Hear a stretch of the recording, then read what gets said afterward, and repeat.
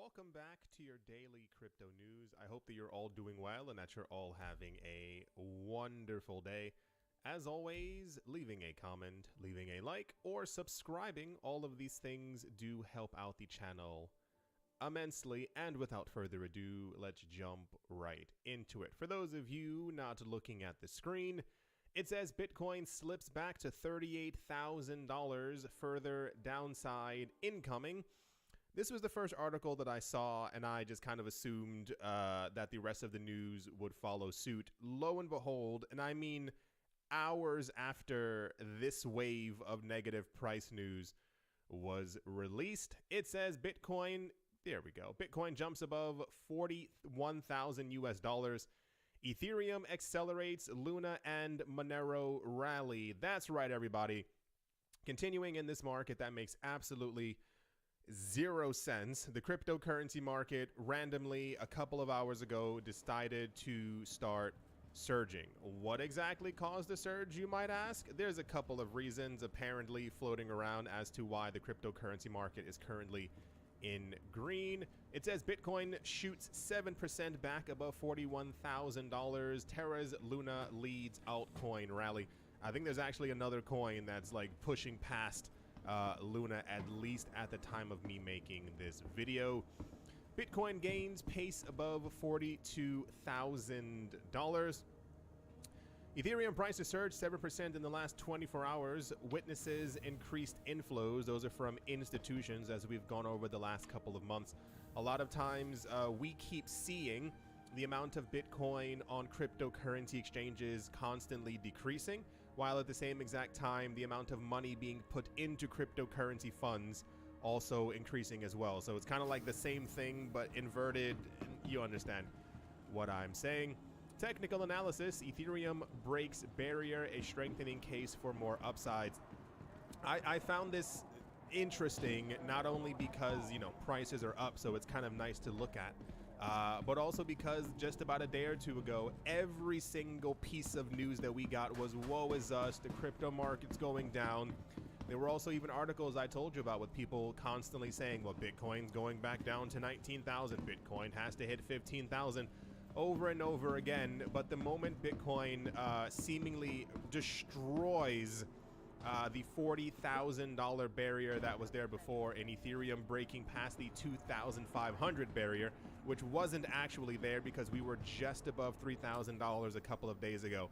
All the news becomes super positive, super optimistic, and talking about exactly how high we're going to go. There were also, of course, I don't have it in this video, about two different Bitcoin's price prediction by the end of this year. News articles talking about, you know, the strengthening case for an $85,000 Bitcoin and the $100,000 mythical Bitcoin happening by some time at the end of this year. And I was like, why didn't you release that article yesterday when prices were going down? Anyway, on top of that as well, it says Cardano breaks above 86 cents. Will the bullish momentum continue? I saw an article. I don't have it here. I mean, because listen, I'm not having like 95 tabs on the top. It's just completely nonsensical. There was an article talking about that a $3 Cardano is imminent. Like, it is about to happen right now. Not only because of the price movements, but also I think there's so many upgrades coming and so many other things, and a Cardano being locked and this other thing being implemented. And I was like, if you can get us to $3, I think a lot of people, I know a lot of people who would be extremely excited, but you know, let's break past the dollar once again, and then we can talk about $1.50 before we think about $3. On top of that, in surprising news, the stock market futures are actually down. Now, this is surprising because we've seen a constant correlation between the cryptocurrency market and the stock market for at least 6 or 7 months now. There's another article, once again, third time, I don't have it here. I was thinking about making it into its own video. It was someone discussing the actual movements of the cryptocurrency market and why they seem a bit odd. I might make a video of that later, just simply because I've also wondered the exact same thing that person was talking about. As it stands right now, because of the current situation, world markets are absolutely impacted, and are falling down right now, which is also what we heard yesterday, that gold is kind of the winner in all of this, and I think it's up by like what 1% or something like that over the course of the last couple of weeks. So I guess the news is the cryptocurrency market was in red and now it's in green. A lot of coins, a lot of altcoins are pumping, and the stock markets around the world are opening in the red, or the futures for them are already in the red. So I'd ask you not to hold your breath, but I know that some people out there definitely are. So that's all the price news that we have, at least for right now. Yeah. Let's move on. Next up, hardware wallet company Ledger has announced on Tuesday that it would release a limited edition of a brand new hardware wallet called the Ledger Nano S Plus, with only 10,000 devices available for pre-order at $79 each. In addition to the event, Ledger announced a global partnership with Ethereum-based Proof of Attendance Protocol, or ProApp. Apparently, POAP are referred to as digital memories of NFTs, as they show proof of engagement and attendance for key moments. Maybe if you like go to a concert, it shows on your NFT that you were there? Okay. In January, Ethereum's co-founder Vitalik Buterin highlighted the potential importance of making NFTs soul-bound to enable proof of achievement. They said securing and protecting your digital memories, like the POAP you can collect with your Ledger Nano S Plus, is a must for anyone building their lifelong collection. This was said by the CEO of POAP.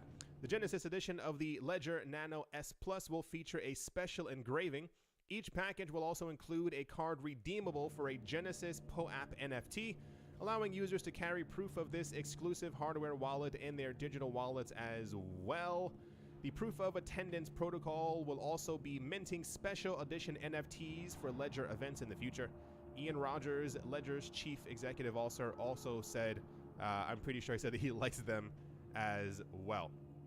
These are actually kind of cool. I might try to get one. I have a number of Ledgers already, and I think like 9 maybe is enough. I know that it's not. For those of you who are interested in this, while I do not work for Ledger, I am an affiliate, and I have an affiliate link in the description below for those of you who are interested in getting some Ledger Nano S Plus hardware. Yeah, quite fascinating. Ledger also has a lot of really good deals all the time. This is why I have so many of them. Yeah, that's the Ledger news and the partnership with the Proof of Attendance protocol. And yeah, let's move on. In case you were wondering, this is the news of the day. And I mean, no understatement there. Joe Biden's executive order on crypto has been leaked. What? Just a day before its scheduled arrival on Wednesday, that's today, the 9th of March. In fact, crypto enthusiasts have got access to the comments from U.S. Treasury Secretary Janet Yellen. As per the details given, Yellen applauded the crypto executive order, calling it historic and one that strikes the balance between responsible innovation and addressing consumer protection needs, she said. President Biden's historic executive order calls for a coordinated and comprehensive approach to digital asset policy. This approach will support responsible innovation that could result in substantial benefit for the nation, consumers, and businesses. It will also address the risks related to illicit finance, protecting consumers and investors, and preventing threats to the financial system and broader economy. Can you guess why the market is apparently up? This is it. According to the news floating around right now, apparently, here we go, Janet Yellen allegedly let it slip as to what would be inside of the thing that's going, the executive order that is going to be signed today. And because of her words, people have regained confidence back in the market. For those of you who were here yesterday and heard me lightly ranting about what was going on, we've known for years that we were going to get regulations. Why the idea of regulations has haunted this market for weeks, I'm not exactly sure. around, what was it, January? Somewhere around there, when we got news that there would be an executive order signed, markets began to tumble even on that day, even before we had the current situation that's happening in Europe right now.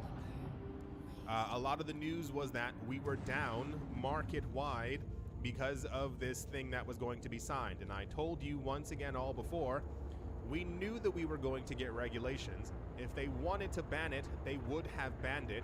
They're simply probably going to figure out ways of taxing it or giving cryptocurrency exchanges extra rules that they have to fall under. It says, well, the news has got the crypto market rallying, with Bitcoin's price shooting up over 7% in the last few hours. Bitcoin is back above $41,500 as the broader cryptocurrency market registers 6% gains. So it took Janet Yellen sitting in a seat talking into a microphone for prices to go up. Not inflation, not the event in Europe, not global economies collapsing, not the stock market falling, not the news that we got that the stock markets and other world markets are entering a recession or a pre-depression. It was Janet Yellen. This market makes no sense. You understand that, right? Like, every single one of you should understand that explicitly. This is the weirdest thing in the entire world.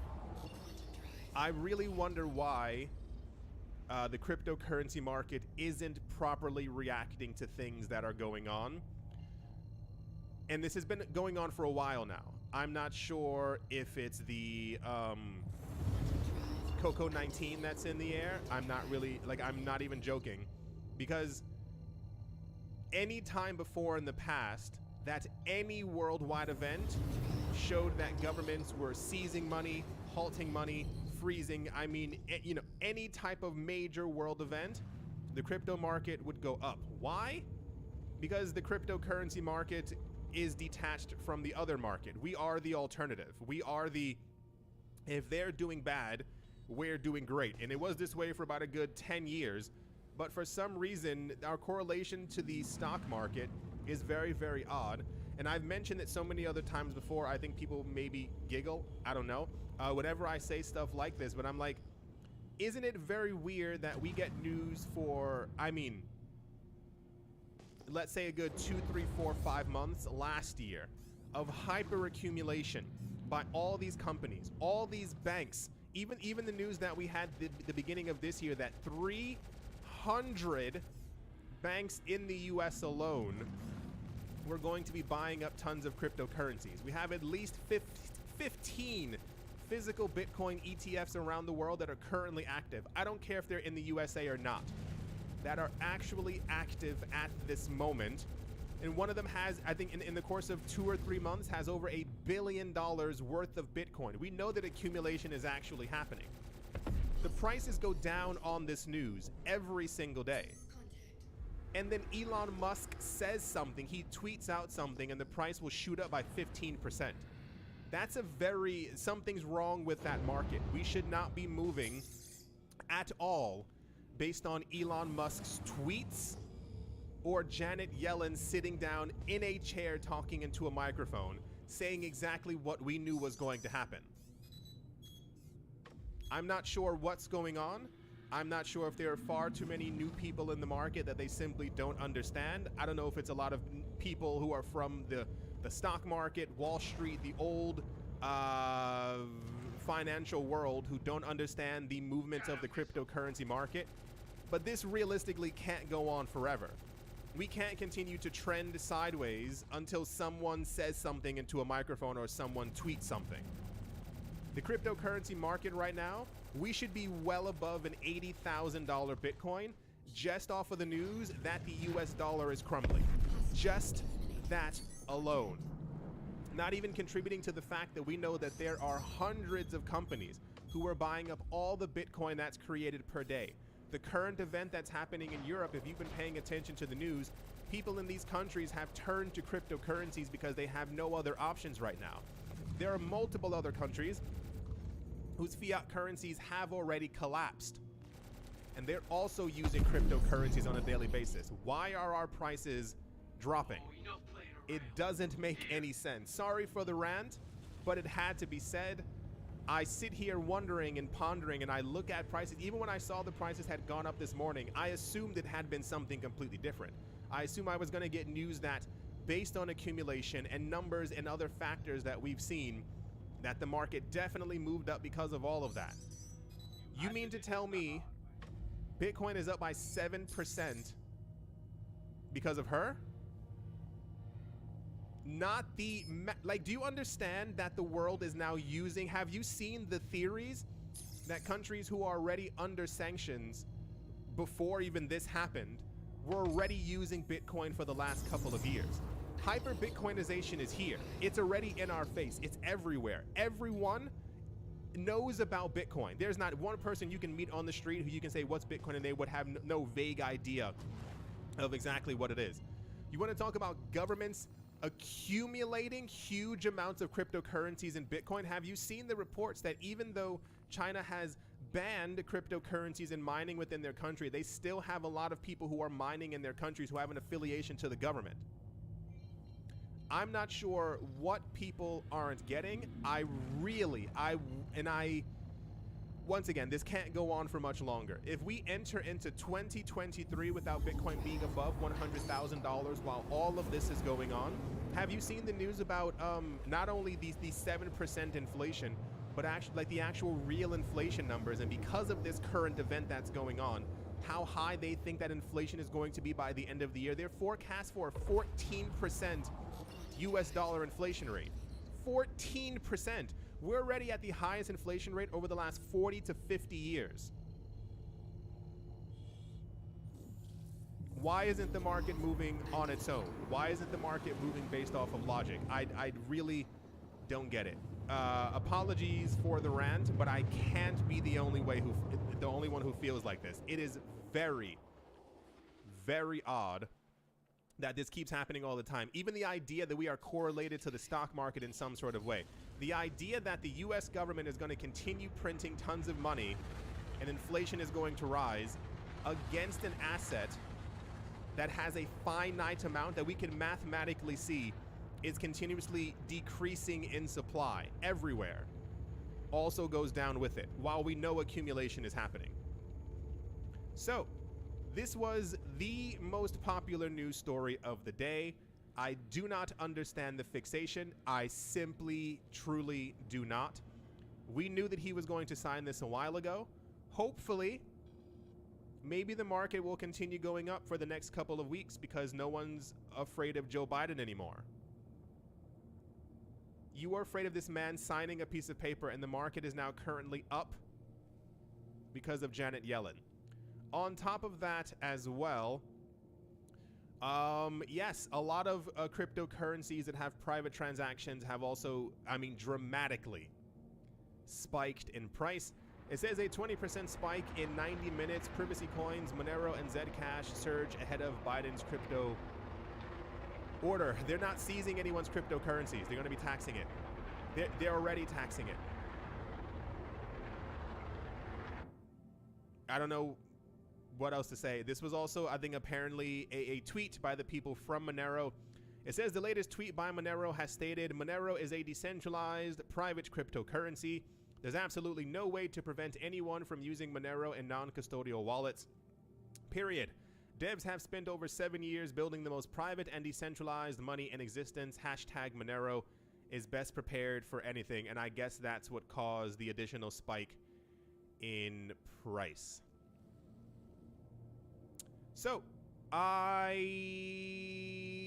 don't know if the crypto, I really wish we were kind of stuck in almost like a time loop in 2019 when the market actually made sense. Let's see where the market goes. We are in the middle of the week, as they say. Let's see where we are by Saturday. We should easily, we should be well above a $70,000 Bitcoin. Easily. Even the news of Ethereum upgrading, the Cardano upgrades, the ending of the XRP lawsuit, all these things that have been happening, all these integrations with Solana and Chainlink and all these other, it doesn't, something is amiss. Something is foul in the market right now. Anyway, that's the most popular news story of the day. Thank you, Miss Janet Yellen, for moving the cryptocurrency market when no one else could. That was being sarcastic, but you understand what I'm, All right. Let's move on. Also in the news, financial services giant Goldman Sachs has been offering clients exposure to Ethereum through Galaxy Digital's Ethereum Fund, according to a new SEC filing. Goldman Sachs' clients keen on spot exposure, that is direct exposure to Ethereum, have been offered space in Galaxy's ETH Fund. This strategy became apparent in an 8th of March filing from Galaxy, which listed Goldman as a recipient of introduction fees for referring clients to the fund. Galaxy Digital is billionaire Mike Novogratz's crypto-focused financial service provider. It controlled $2.8 billion in assets under management as of the end of last year. It is unclear exactly how much Goldman clients have bought, but the minimum investment is $250,000. The filing also states that Galaxy ETH's fund has had just over $50 million in sales or purchases since the inception. And there's the, no one can read that, but it's super tiny right there. So, what rich people are buying crypto, that seems absolutely crazy. No one's buying crypto now. Prices are down. Remember the news that we had a couple of days ago where someone was like, how rich people are buying right now? But the prices are so low. Why would they be accumulating when it's near $1? I just simply don't understand. So the news is, how do I state this? A lot of banks who mentioned before that they hated cryptocurrencies are now unsecretly in the cryptocurrency market. We know that they are hyper bullish because we see tons of accumulation happening from them at all times. It just so happens to turn out that rich people are also buying tons of Ethereum just through Galaxy Digital's Goldman Sachs pipeline that they also have. So I would have assumed that prices would have gone up from that. Or maybe the news that JP Morgan is definitely into Ethereum, or the other banks around the world who we also know are definitely buying Bitcoin, because you can't offer Bitcoin to your clients unless you yourself have some Bitcoin. Thank you once again, Janet Yellen, for moving up the prices of the cryptocurrency market. And without further ado, let's move on. Now here's a really good one. Now someone must have heard me. If you have watched, not you, but you, like someone new on this channel, someone heard me ranting about this, because I was like, wouldn't it just make a lot more sense to do this as opposed to trying to shun people away from the cryptocurrency market? The Treasury Department, will kickstart an initiative to educate consumers about the potential risks of investing in cryptocurrency. The initiative, which will be conducted by the Treasury's Financial Literacy Education Commission, aims to create educational resources and awareness on how crypto assets differ from other traditional means of exchange and the complexities of investing in digital assets. For those of you who weren't here for that rant, this was a couple of months ago. I had multiple rants on this. I was so annoyed because so many politicians keep coming out and saying crypto's bad, crypto's evil, I can't understand why anyone would want to get into crypto, as opposed to just simply trying to, first of all, educating themselves, but also just educate the public on what these things are. Let people have a say. Oh my gosh, like let them learn exactly what cryptocurrencies are and the risks there, because there are risks, because there's a risk in everything you invest in. And we've seen the cryptocurrency market falling for 3 months nonsensically. And that is a risk of being inside of this market. Let people understand and learn about stocks, bonds, mutual funds, hedge funds, investing in real estate, and investing in the cryptocurrency market. You know what? Even throw in investing in gold in there. And let them make an educated decision as to what they would like to invest their money into. Because historically, the investment sector has not been for us.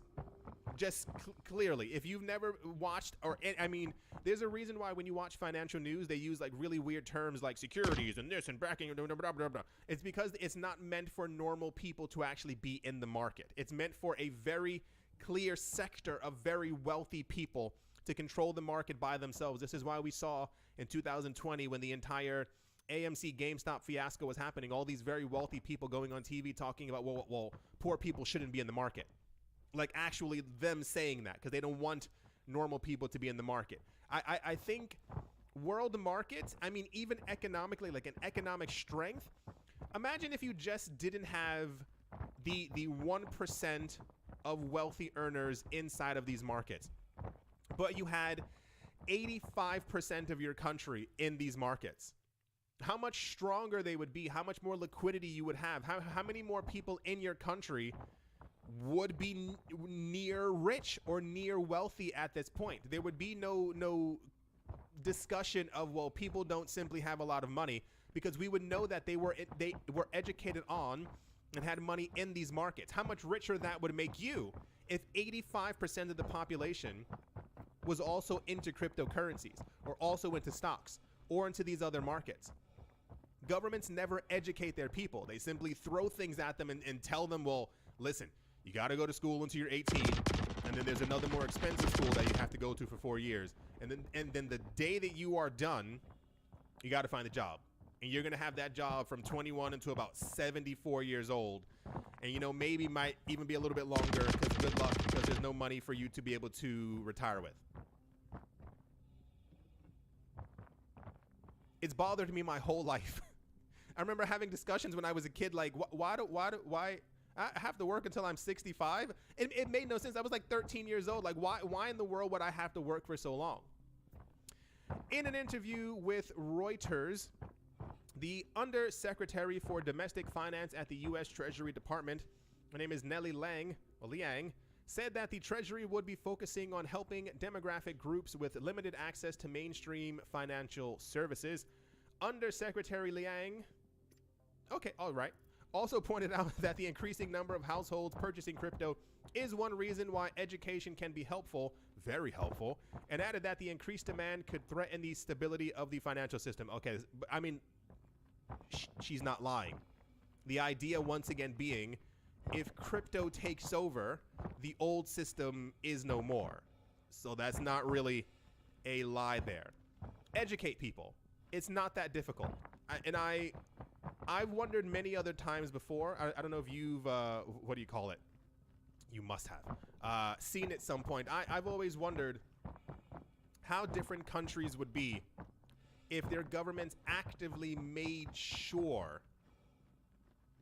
that their citizens were properly educated. And I laugh at it because it's not a thing.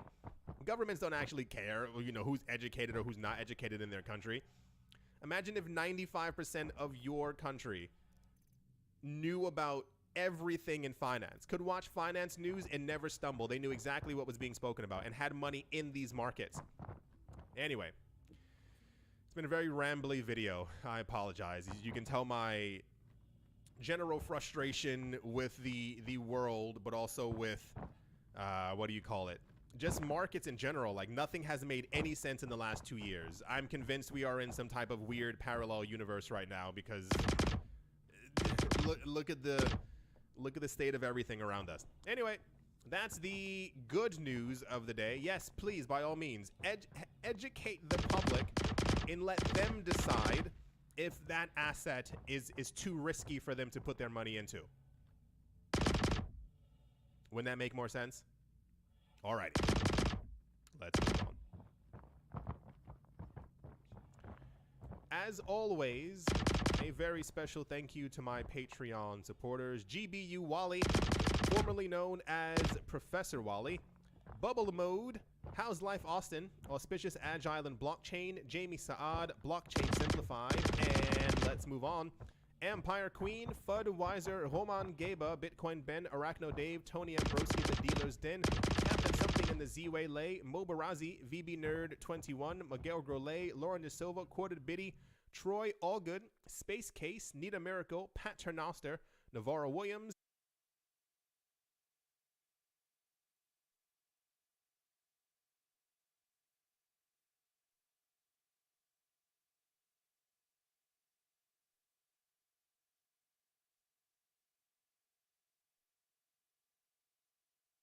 The following podcast is proudly brought to you by Vite Ramen. Use the link in the description and use offer code. It's Tom, and today I am joined by, well, it's actually, I think it's been a while since I've had an anonymous guest on, even one that was almost anonymous. The tech consultant decided to just, he said, I'm late enough in my career, I have nothing to hide. And, but this one took a bit of back and forth to establish exactly how we wanted to do this episode, because I guess what we'll say just right in the beginning here is, your views are your own. They don't represent anything of the greater body you work for. But I probably should just stop and just say, tell us who you are and as much or as little as you can about what you do and who you work for.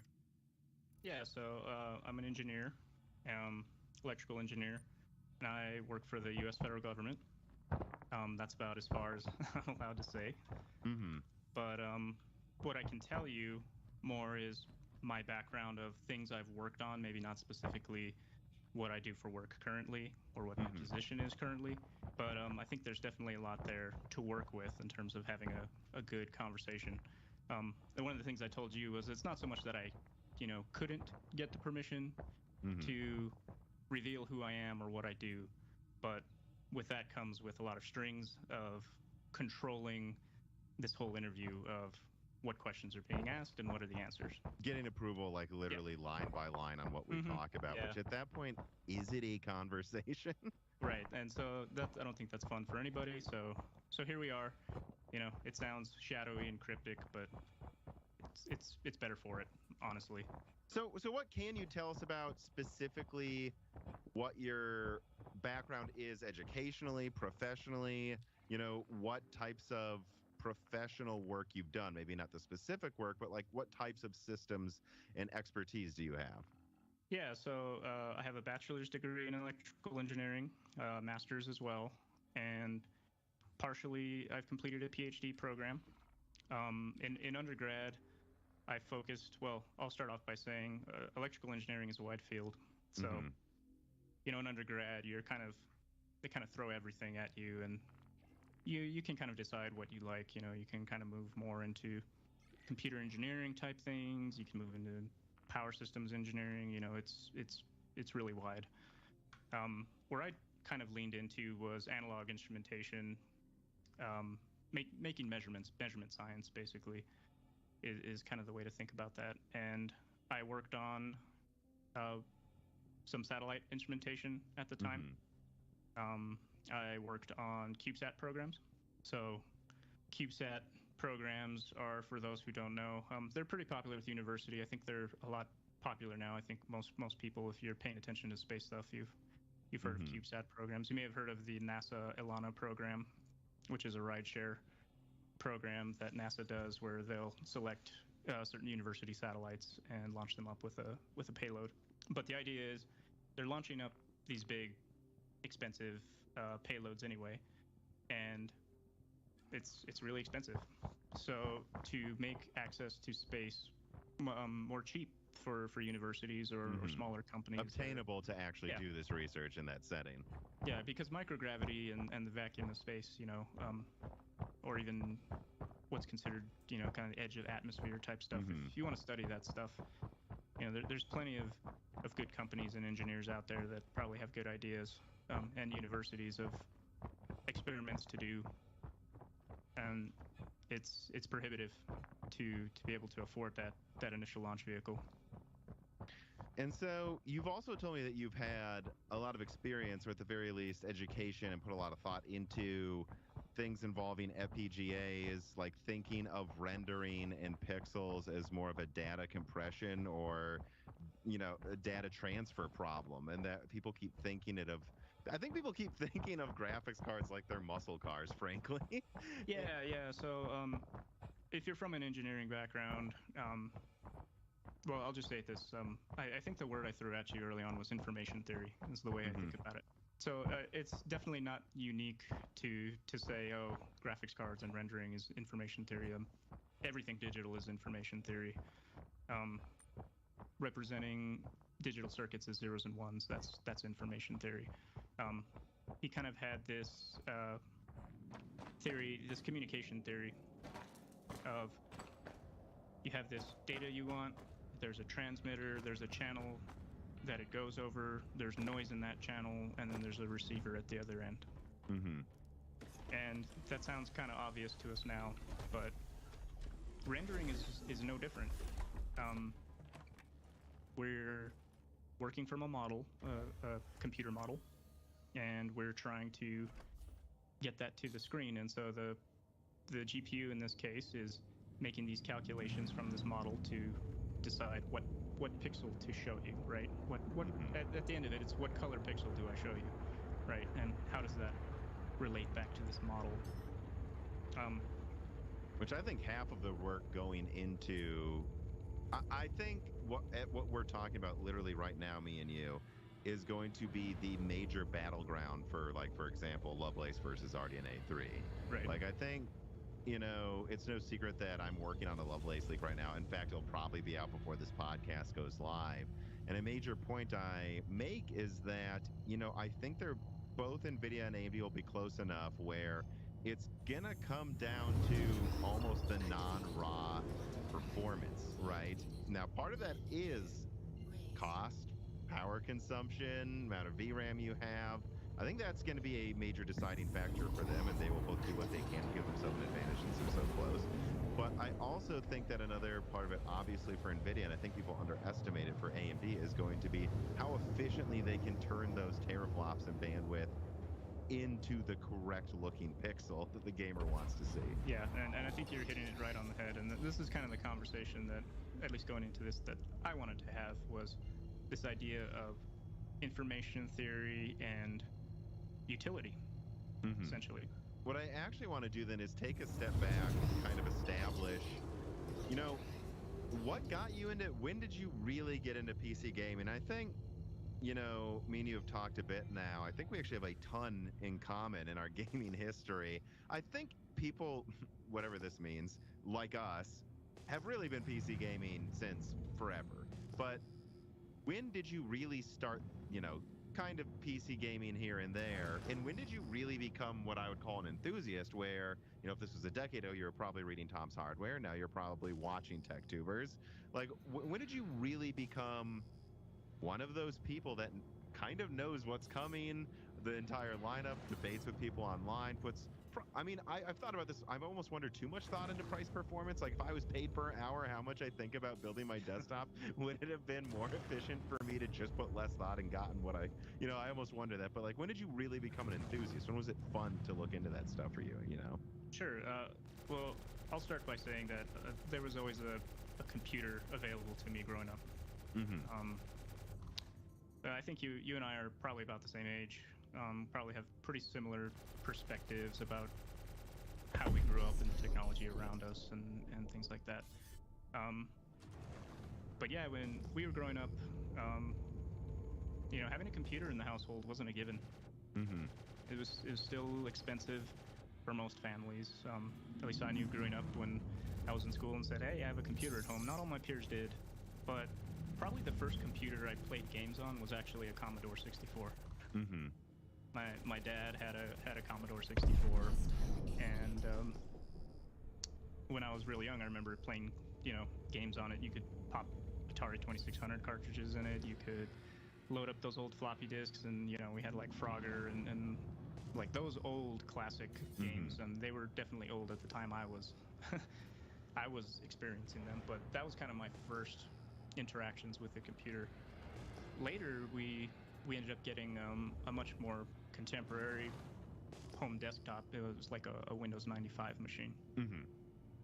And that particular machine came with an ATI 3D Rage card in it, or it was embedded on the motherboard. This was a Pentium class desktop, and it came with the game MechWarrior 2, which was kind of the big 3D title at the time. And, you know, I was still pretty young, so I didn't really understand, you know, how this computer makes things appear on screen, right? But watching my dad and brother play that game was like, wow, I've never seen anything like this. Like, I had been exposed to video games before. I mean, we had home consoles, NES, SNES, that kind of thing, Sega Genesis, but I'd never seen something 3D like that. Well, so what was the first, I mean, maybe Radeon or even, I guess, I'm sorry, like Voodoo versus NVIDIA. Like, when was the first lineup? You just remember the entire lineup. Like, I think that's a good way to kind of ask when you were like a true enthusiast, because for me, I knew half of some lineups, but man, once we got to like the GTX 200 and especially by Fermi, I just knew every card that was on the market. That's pretty similar to my experience. So, moving on from that desktop, I mean, I continue playing PC games. I played a ton of StarCraft. That was one of the things I really loved about PC, was there's no shortage of strategy type games. And as we got newer home computers, myself and my dad, we always would buy a new video card and slap it in there, and so that we could play more games on it.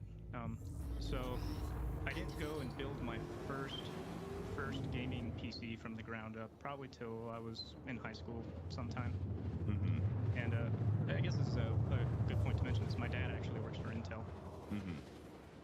And they actually have something called a chip loaner program, where they will give you a chip to use in a home built PC. They don't give it to you outright. They loan it to you, but as far as I know, they've never asked for any of them back. I wonder, have you ever, in the comment sections, you always see people go, "My uncle works at NVIDIA," is the classic joke. Like, why someone would know something. Yeah. You could have claimed your dad works at Intel. Did you ever try to flex on someone arguing with them in a forum by saying that, I wonder? No. Yeah, because people who actually have family members that work at these companies don't just say it online usually. Yeah, pretty much. There wasn't really a lot of insider information there. It's like my dad. He's not an engineer, so he works the manufacturing floor, so the actual lithographic process piece of it. So he's in the clean room, working with those machines. At some point he said I outpaced him in my understanding of the stuff, and he's in there building the things, right? So. Well, I mean, in the appreciable, like, conversational way, like he's actually helping make them. It's like, yeah. I think a lot of people forget, like, especially when I like do some of these leaks where I talk to some sources like Radeon or something, and it's like, well, how don't they know this or this? It's like, they don't need to know any more than the part of even maybe the IP block they're working on in that graphics card, man. Right. They don't need to know how the whole thing works. They need to do their job, and in fact, it might make them do their job worse if they know too much. Right. So, yeah, I built my first computer. I think that was the first time I researched all the parts. I think my dad said, "Hey, I can get you this chip. Pick the parts around it." So this is my first time looking at like, this motherboard, this chipset, this cooler, this graphics card, and that was the first time I was probably really, really paying attention to which generation of graphics cards. So in that machine, we ended up putting in an ATI X1900 XT. Okay, that one's pretty popular. Yeah, and that was at the time, that card was the card to get. With I remember the feat at the time was patch you could play 3.12 Oblivion on it. And, at 30 frames, right? And at above 30 frames at 1080p, or approaching those higher resolutions. I think probably back then it was 1600 by 1200. Yeah, I think it was like there's 1600 by 1200. I think there was 1680 by 1050, if I'm remembering correctly, was a popular one at the time. So, but yeah, it could play Oblivion, and you could run multi-sample anti-aliasing and what was then called HDR at the same time. I remember. Yeah. Yeah, people forget, back then, now we're talking about 120 hertz, heck, being in some games on consoles. And back then, no, people really were okay with 30 frames per second on average. Really. Yeah, and honestly, depending on the game, I'll still 30 is okay depending on the game. That's like a heavy emphasis on the depending, though. Yeah, like 60 is better. I'll not going to argue that 60 is quantitatively a better experience, but I mean, there are plenty of games where the experience is fine at 30. And we're kind of talking about how things have evolved here, and I want to start pushing the conversation directly into this. I feel like there have been paradigm shifts in the way graphics cards have transitioned into like, new types of rendering. And for a while it was 2D, and then they were like, oh, this one can do 2D and 3D. And then we went into 3D, and 3D just, I think we almost lost track of how much there is this calculation and utility because things just kept getting better so much faster. And like then we just got laser focused on price performance, especially, and I've pointed this out with the PC Perspective crew, and they were on Broken Silicon and other people, that my opinion is price performance got its best when Moore's Law died. Like, if we're being honest, the best prices for graphics cards were during the 28 nanometer era. Are we going to pretend they weren't? Like, that is when, and it's because we weren't able to get as much of a performance increase. And so they felt they had to keep the cost exactly the same if they're just going to make a bigger 28 nanometer card, right? And I think we're starting to shift out of that era again into a new one. Where do you, feel free to bring up anything I just said, but also what do you think we're transitioning to now? Is it ray tracing yet? Is it AI? Or is it just another way you would class like this new era we're entering of GPUs? Because I do feel like it is a new era. Yeah, so I think there are parallels happening in graphics right now that have already, of things that have already happened in other types of digital media. And this is where that kind of information theory talk kind of comes from. And so if you look at digital media, let's start with audio, for example. MP3 changed the world. Mm-hmm. And what MP3 did was it started looking at things a little more mathematically in terms of, I guess the way to put it is, the sample rate and bit depth, that's just the data rate, okay? That's just how fast you can move data. But what information are you actually trying to send? Mm-hmm. We're capturing a lot of extra information by sampling that high. Human hearing starts to roll off at higher frequencies. There's other things in that recording that you don't want, like noise. So the idea was, could you look at signal and only extract and encode the things about it that you intend on transferring? Mm-hmm. And so MP3 is what's called a psychoacoustic encoding. It does two things. It looks at the signal in terms of what is its content, what are the features that I want to actually save. So MP3 will analyze the encoder. It'll analyze the audio in a signal Mm-hmm. to make decisions about what features in that audio do I actually want to spend time encoding. And that's what, this MP3 encoding is. And you would argue this is just a very similar problem that DLSS and FSR are trying to solve. Yeah, so from an information theory standpoint, you only want to save data that you can't predict. Mm-hmm. Right. That's one of the fundamental things about communication and compression is if you can predict it, then you don't need to send it. And so that's kind of what MP3 did. It started to look at what parts of audio are important, and let's only save those, and let's encode those in a very frugal kind of economic manner. But let's take it a step further. Let's look at the perception of human hearing. What parts of audio are important to a human being in saying this sounds good or this has the fidelity that I perceive? Turns out there's a lot of stuff you can throw away because we don't even hear it. And so MP3, you go from these huge 700, 800 megabyte CDs for 80 minutes of music to these tiny little files that you can suddenly send over the internet. And that was pretty powerful. We see that now with, those same concepts are used for streaming video. The streaming revolution, Netflix, all that kind of thing. Mm-hmm. Is made Which possible. is getting better too, but it wasn't always good, and it was obvious which streaming platforms had more experience. My favorite example that I think everyone can probably start to guess what I'm going to bring up with bad compression is that one Game of Thrones episode in the last season where I was like, what is this gray banding in the sky? This is insane, guys. This is supposed to be a premium service. Within a year, everything was better on HBO. They clearly learned their lesson.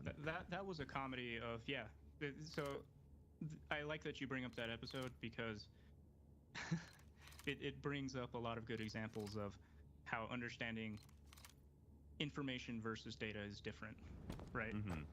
You can say, oh, I have a 1080p or a 4K stream, but that doesn't tell you about the information or the actual quality of that stream, right? That's just the output format of it.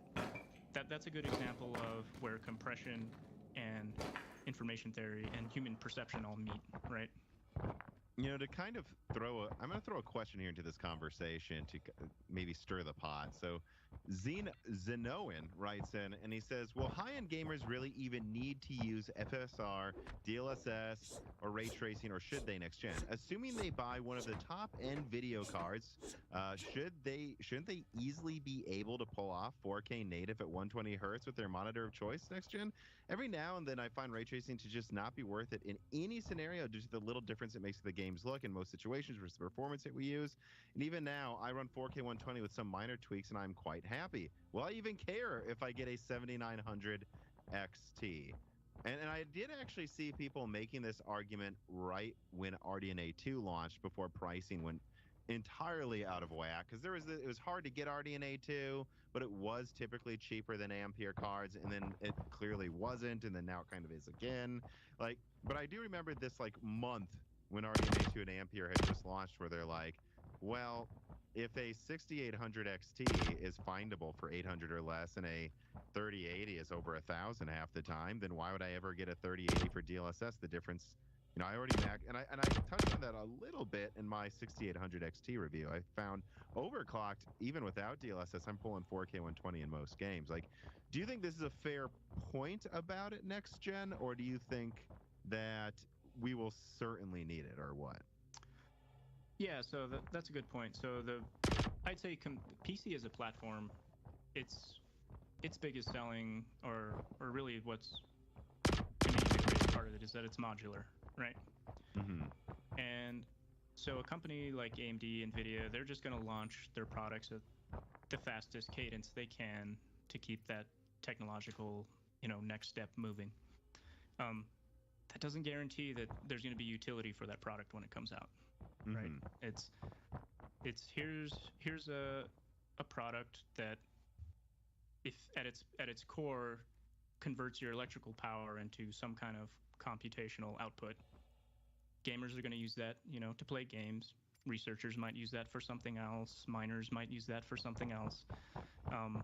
But that utility for a gamer of, hey, just because this new big graphics card comes out with heaps and heaps of computational performance, that there's going to be something there for me to use, I don't think that's guaranteed. Mm-hmm. And I think that's part of why these graphics cards cost what they do, because in some sense they're a bit of a luxury item. Mm-hmm.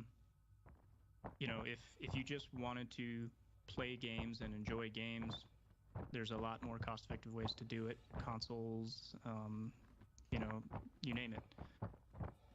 But yeah, I follow your channel and I see the projected numbers for some of these new graphics cards, and I am confident they're doubling performance, Yeah. roughly. And again, let's say they hit 80%, close enough. I'm confident they're going to be around double performance again. And then maybe 50% plus, or even double that again a year and a half after it.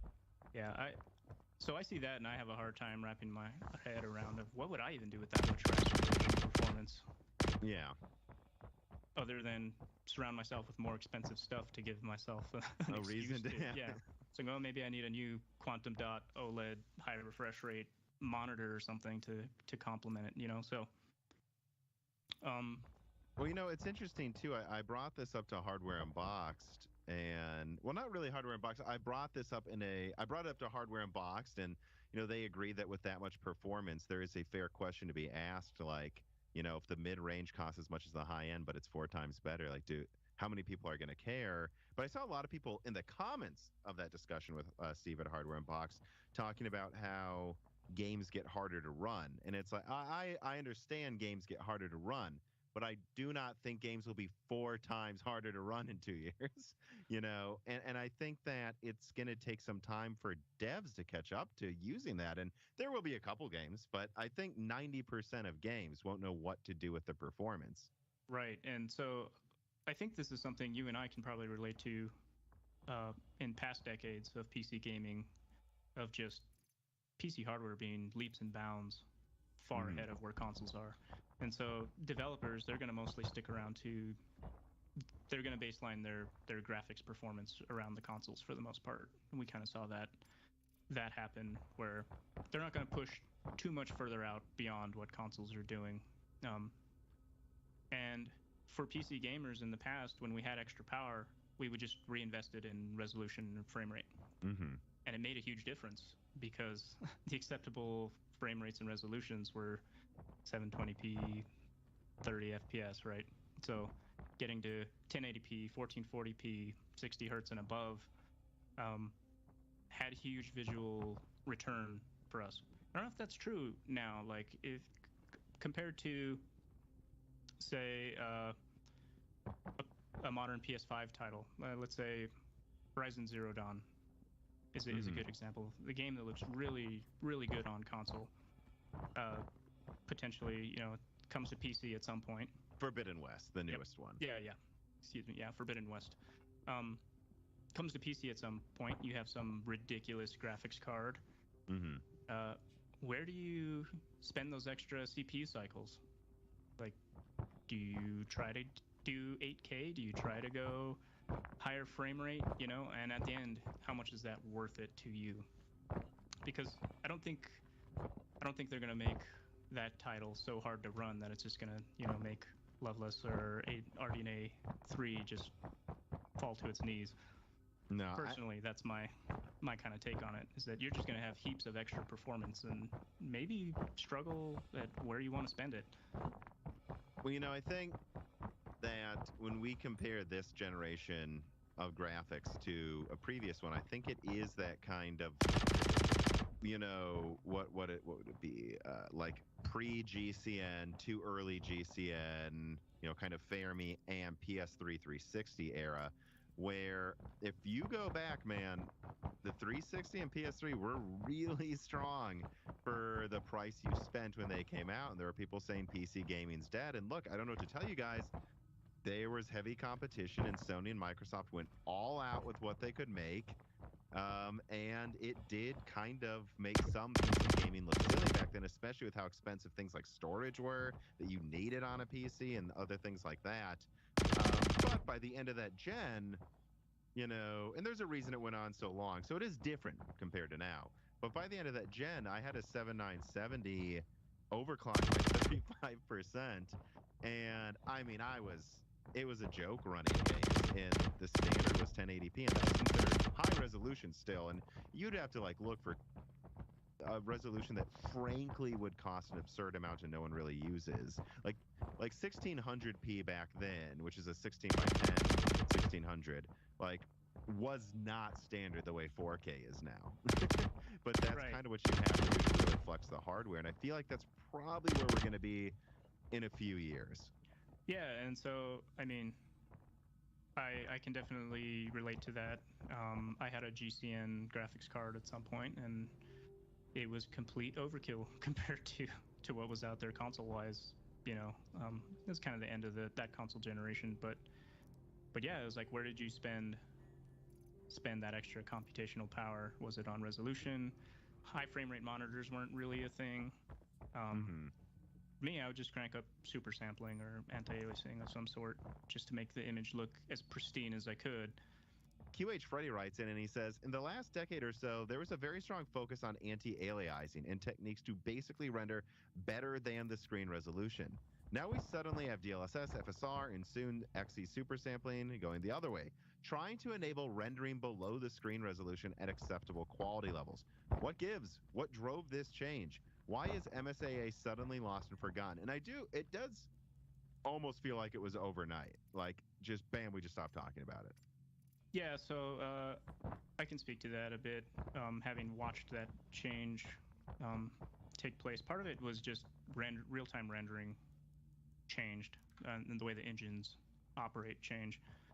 One of the techniques, and I think you had a guest talk about this on one of the past episodes, a technique came along called deferred lighting. That came along that made, you could start suddenly render a lot more lighting in a scene, and it made games look really good in a certain way, but it was incompatible with MSAA because the lighting pass would just completely overwrite any extra data you did at MSAA, or you had to be careful at what step of the rendering process that you did MSAA.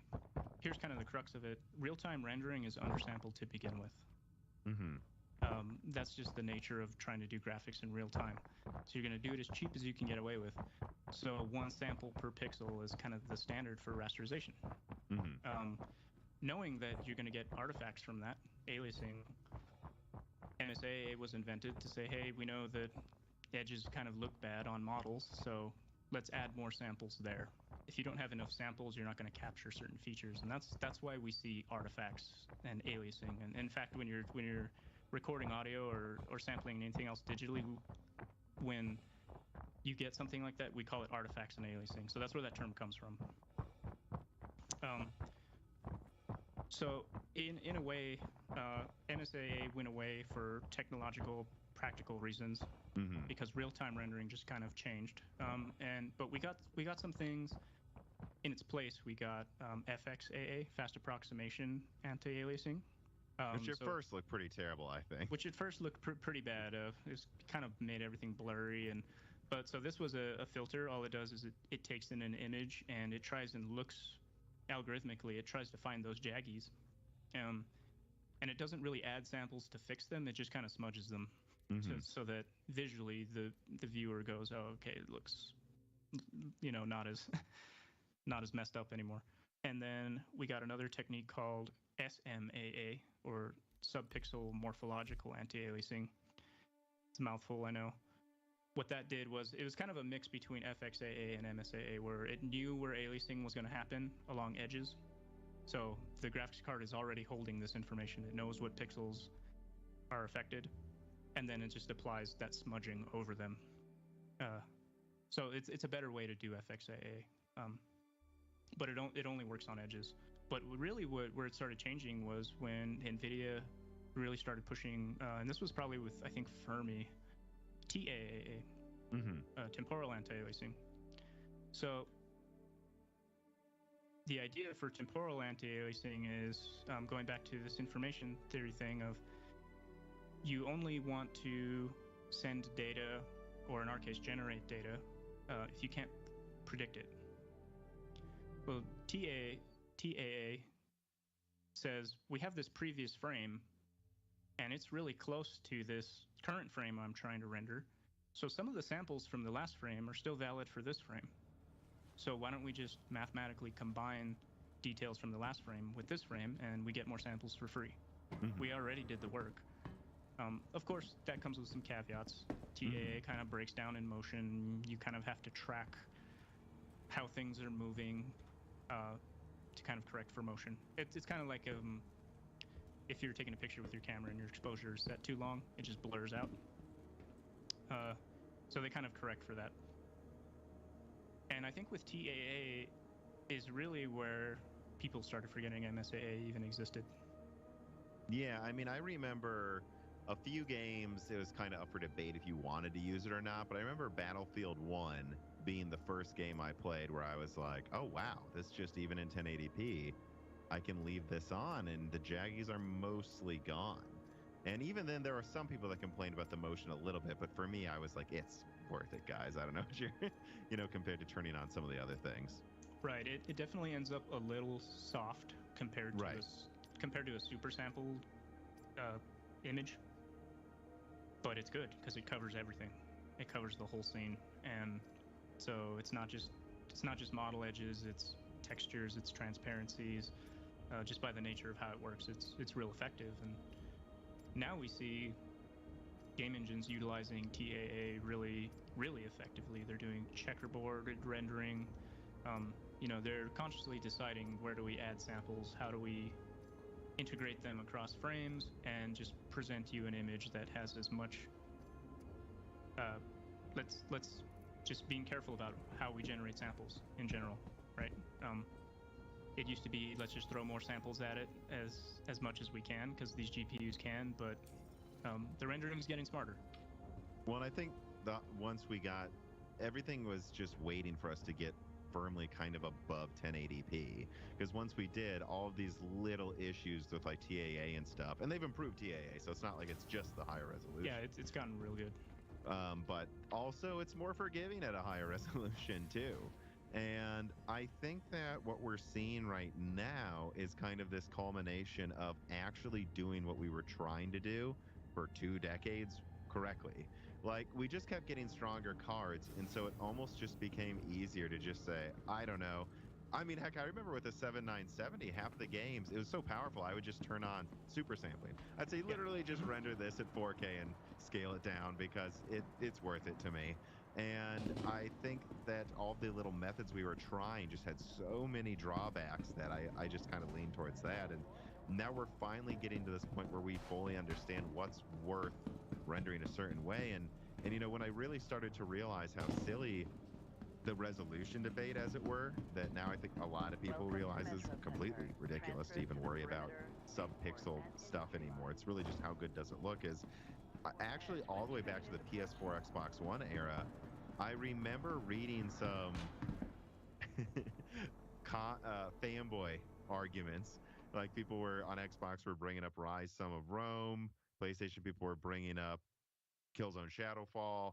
And I remember this debate about what resolution are they actually at. And then I actually like read some like well, both Crytek and Guerrilla dev talks, and like half of all of the frames were at all different types of resolutions. They're like, oh, in the distance, the angles are at this resolution. We actually have a limited ray tracing scene that we're tinkering with in this scene here. That's really, really low level, like really, really like low levels of it. But like, if we do it at a super low resolution in this one piece of glass, it looked cool in the cutscene.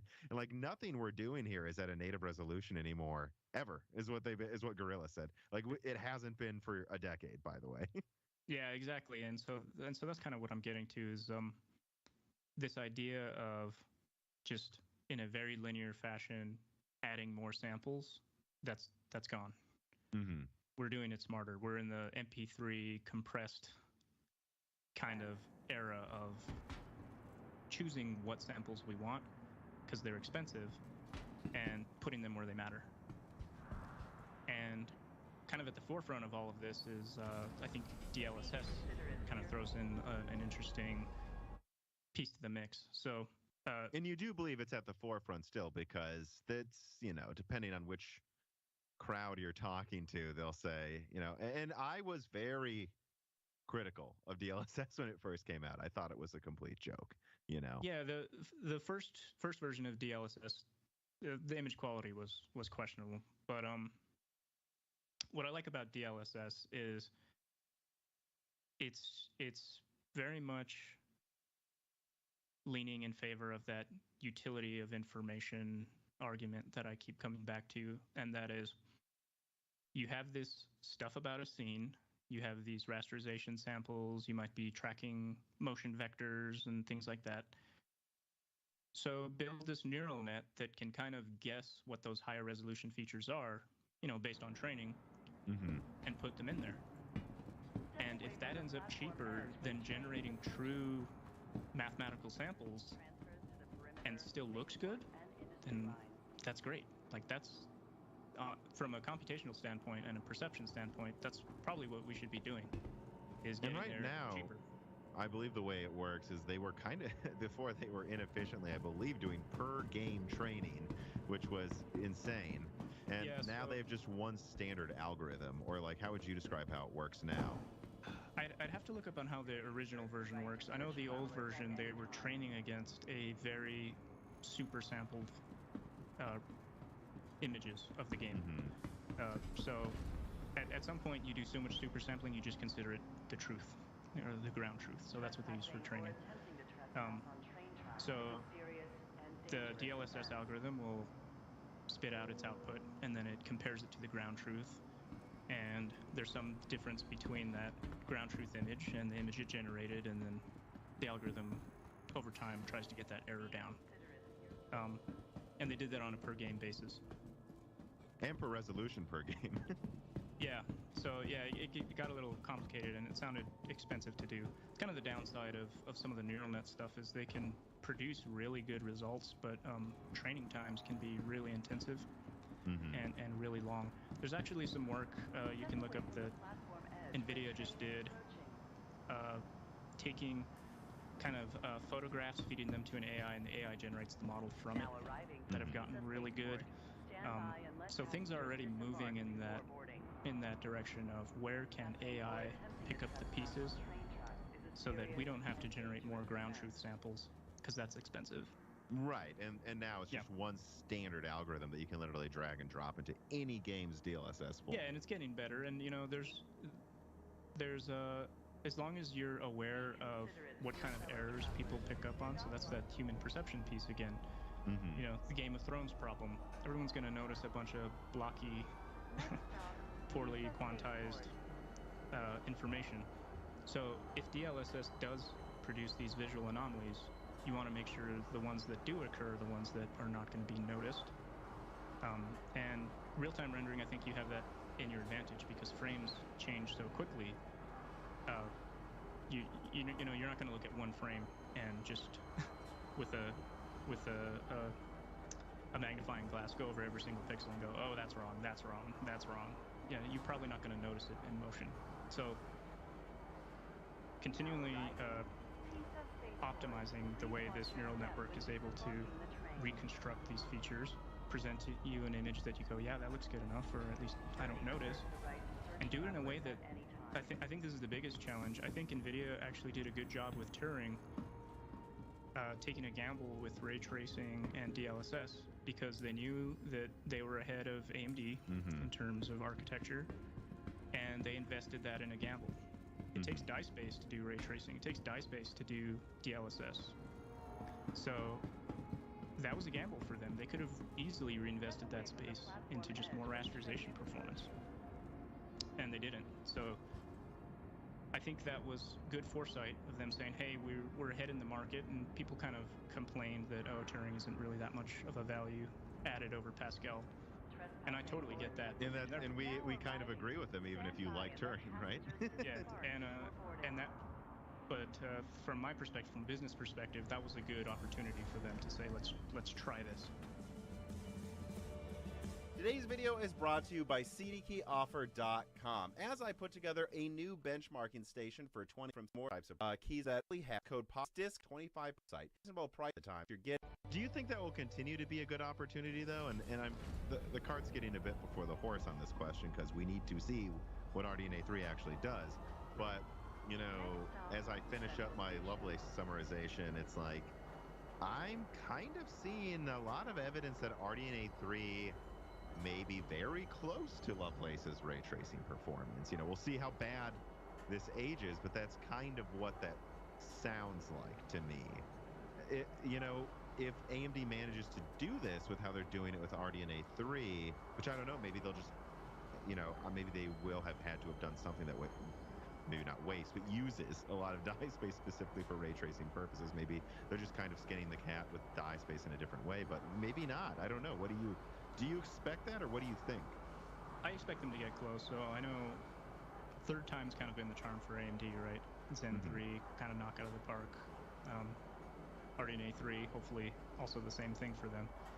I think they're definitely gunning to not be seen as, you know, just the budget option or the option you choose if you don't care about ray tracing. I think they're getting a lot of steam from developers from console development since RDNA is in the consoles. So developers are learning how to extract the most they can out of those consoles. To me, which is impressive because the ray tracing hardware in the consoles is kind of meager compared to what NVIDIA is doing on PC. And the results they've produced are pretty good. Developers are talented, and you know they're using it where it counts. Yeah, and I'm someone who can speak to both. I own an Ampere graphics card and a PlayStation 5, which has the exclusives that I think are impressing right now on console the most with ray tracing, which is, of course, you know what, Spider-Man, and I haven't played Ratchet and Clank, but that's one of them.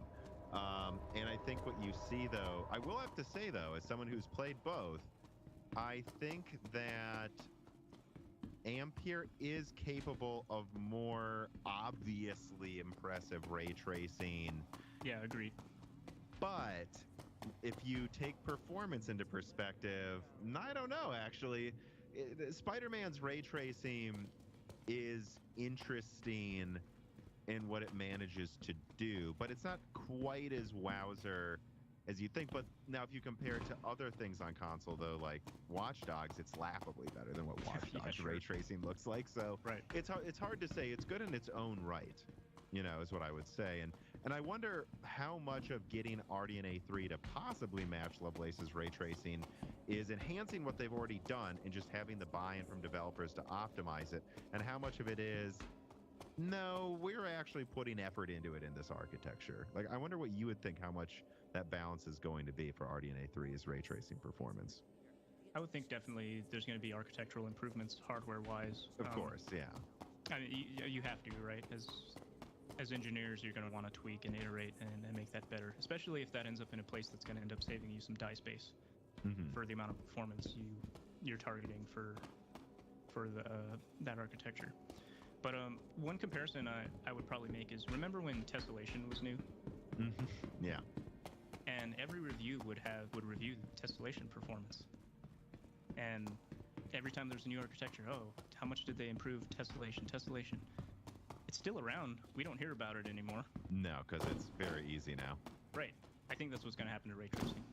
I think we're going to hear about it every architecture until at some point we stop, because it's just so ubiquitous and the rendering techniques are well established, and you can apply it to every game, and from a perception standpoint, it's not worth quantifying anymore in terms of the results. I think we'll get to that point eventually. I don't know how many architectures it's going to take. I kind of feel like this next round of graphics cards is going to really be the one that starts to feel like selecting the ray tracing option in your game isn't as much of a compromise as you thought it was going to be. And that kind of makes sense. Well, I mean, I think we're going to roughly double performance next gen in rasterization, which I think, and this is something me and Dan talked about on the last Broken Silicon as well, like, once you hit double what we have now, I almost do wonder, like, who cares? Like, that's where, and I'm already happy with the 3070, and that's not even the top cards. Like, so you're telling me we're going to have something 3 to 4 times stronger than what I have? I can't imagine really caring unless, again, we'll see how this ages badly. Some game comes out that's worth it, but I'm skeptical any game will come out with appreciable graphics worth using that much more teraflops just for that. But I think ray tracing is going to be, for NVIDIA, probably somewhere around 2.2 to 2.4, 2.5, maybe 2.5, 2.6 times what's in Ampere. And the reason is it's a higher ray tracing increase than rasterization. So if you double raster, then you're probably going to get to almost 2.5 times the ray tracing. Then AMD, it almost sounds like it's more like triple the ray tracing, but they're kind of behind NVIDIA. So I don't know. It depends. They're playing a little catch up. But it depends on the game, of course, because actually some of them they're not, I guess. But at the end of the day, though, do you think that'll be enough that we don't care yet? Like, just triple what we have now, like all of a sudden. I think it depends on the game. I think it'll always depend on the game. I mean, hardware is one piece, but the software is definitely a very important part of the battle. And I'm always fascinated by what these software engineers and game engine designers are able to squeeze out of these systems. Do you think we'll do full ray tracing, that's it, anytime soon, though? That I don't know, and so that's where I wonder where some of these AI techniques come in, because one of the biggest things is with ray tracing, it's you just keep adding rays to the scene, and it looks really noisy, and you keep adding rays, and eventually it converges on the image that you want. And it takes a long time, it's very computationally expensive, so you always need a denoiser of some sort. So one of the big thrusts I know right now in rendering is what's the minimum number of rays you can get away with and just have a neural net touch up the results so that it looks or even have a neural net fake the lighting. That's one of the interesting things you can do about neural nets. Like, you can teach them physics. You can teach a neural net gravity. You can teach, well, you can give them no, you're not handing them over the equations of, wave mechanics and saying, here, come up with something. You can just train them with scenes, like, here's how a scene reacts to lighting. And what we're seeing is that these neural nets can fake a certain level of fidelity really cheaply. So I'm wondering how much latency is involved, though, if you were to try to do that live in a game? So that's kind of where I'm unsure of. I know NVIDIA is really pushing hard in this area of where can you apply it in real time and where does it make sense. A lot of what I've seen, they're pushing neural nets to go the opposite way, go from a photograph to graphics, as opposed to going from a model to an output image. Or at least that's what I've been paying attention to. Yeah. But yeah, that's the other part of it is the real-time aspect of how fast can you do that? How big of a neural net do you need executed to do that? How much die space is that going to take? What's the trade-off compared to rendering this traditionally and just adding the samples?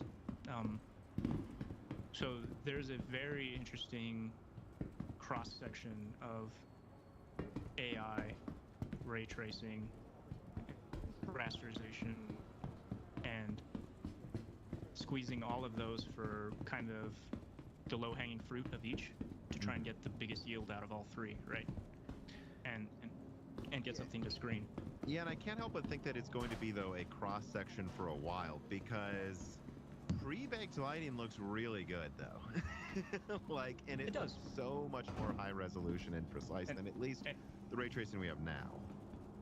Yeah, and I even imagine AI-assisted tools where, if you've seen how they do pre-baked lighting now, where an artist kind of goes and places the lights manually, is there an AI system that learns what an artist does in a scene and can automate the placement of those things for you? So what part of the problem do you want to attack with this, with AI helping, right? You could have AI helping the rendering, you'd have AI helping the artistic aspect of it. That's such a fascinating idea that I haven't heard anyone bring up, is like we're focusing on ray tracing, so, as Jensen Huang said, it just works, so you don't need to touch up every little thing. But then could we not also just have an AI help you touch up everything for you? Yeah, or imagine a tool, you're sitting there, the artist is working on a scene. Maybe it employs ray tracing and then decides where these kind of static lights go, right, based on what the ray tracing result was, so that the artist doesn't have to go and think about it. Which would take some work ahead of time, making the game, but not what you would take now. You just probably run some, you probably have some, like some tool within a game engine, and you have this scene, and then the AI uses ray tracing at 20 frames, and then an AI pre-bakes all of it, and it's like, yeah, done anyways. Yeah, exactly. So I think all of that is being explored now. And to me, that's exciting, because we were stagnant for a long time in kind of hardware and software, and this is cool. This is really cool. I've had this, I don't know if it's a hot take, I don't know if you call it a devil's advocate argument, but just an idea I've thrown out there a few times this year of just, guys, I think there might be a chance ray tracing is going to go from being a hallmark of an enthusiast game to an indie game. Like, indie devs are the ones that are fully ray traced and run at lower resolutions. But then the AAA games are always going to be a cross-section of some kind of pre-baking because they can afford to do it. And it kind of always does look better in the places where you can't notice it's pre-baked. Yeah, so I think that's a good observation. I almost always look at new tools in terms of what's the utility they offer, whether that's for computing stuff, that's almost like from an information theory perspective, and energy efficiency, right? Those are kind of the two things you need to look at. And as long as they offer some kind of utility somewhere, making someone's job easier, it's probably a good product, right? It's not snake oil, it's not just NVIDIA saying, hey, there's this new DLSS thing and we're pushing it. It's good because we're marketing it heavily, right? If there's real utility there, it will live on, whether it's DLSS or XESS or whatever comes out of it. So, but where you almost always see new technologies adopted the most are like the extreme ends of the spectrums. Mm-hmm. It's where companies have tons of money to throw at it, and where people don't have a lot of money to throw at it. Mm-hmm. And that's kind of interesting, right? So It's always the people who don't have the money, so they need it, or the people who have the money, so they can use it first. But yeah, I think you're totally right. I think you're going to see some mix of things going on. AAA titles pushing ray tracing and kind of some pre-baked stuff, artist touch a little more. And then you're going to see indie titles. Maybe they're not pushing the edge in some areas, but hey, they can implement ray tracing really cheaply, and you have really convincing visuals at no added development cost for them. It's interesting too. I almost think that before we know where we're going to go with GPU architectures that try to move past this weird bolted on ray tracing with raster at the same time, we kind of just need to max out both and then converge. Like, I almost wonder if, like, think about what I'm saying here. So let's say RDNA 3 doubles performance, triples ray tracing. Then RDNA 4, I don't know, 80% more performance, and it's doubles ray tracing again. At that point, I think you got enough ray tracing and raster, and NVIDIA will assumedly be at a similar point. And I wonder if what will happen then. All is right. they If just anybody's kind of listening, I'm going to almost call go, it so what do devs here. do with? Are they going to lean into the ray And tracing hopefully more, I'll catch the you raster guys more? next Can time. we start actually not improving ray tracing much, not improving raster much? Alright. 'Cause you Cheers. almost wonder if you need to give them almost too much performance than they need, so that we then find out how the rendering. Yeah, thanks, pipeline Cheese Bella. Appreciate you evolves, hanging so out. that we get to this And I'll truly, get a truly I'll get an next-gen, actual built microphone from the set up at ground some up, not point. having to support I just these don't old have the games boom that arm much. yet. Even then, you're probably gonna So have some so things yeah, in there thanks. so you can run Thanks for full hanging out, games dude. at an okay frame rate, but Yeah, have a I good wonder one. if we have to wait for I'll devs catch you to soon. show us what they're going to do with it. Yeah, absolutely. I think that happened in the 90s, right? Mhm. A lot of the GPU vendors, even with the consoles, no one was really sure how to do 3D. It definitely didn't look